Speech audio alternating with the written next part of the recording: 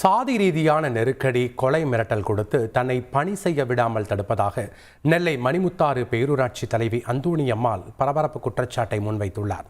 மாஞ்சோலையைச் சேர்ந்த தேயிலை தோட்ட தொழிலாளியான திமுகவைச் சேர்ந்த அந்தோணியம்மாள் பேரூராட்சி மன்ற தலைவியாக உள்ளார்.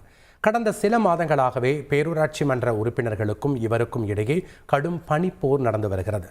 நம்பிக்கையில்லா தீர்மானம் கொண்டு வந்து மாவட்ட ஆட்சியரை சந்தித்து பேரூராட்சி மன்ற உறுப்பினர்கள் புகார் அளித்துள்ளனர்.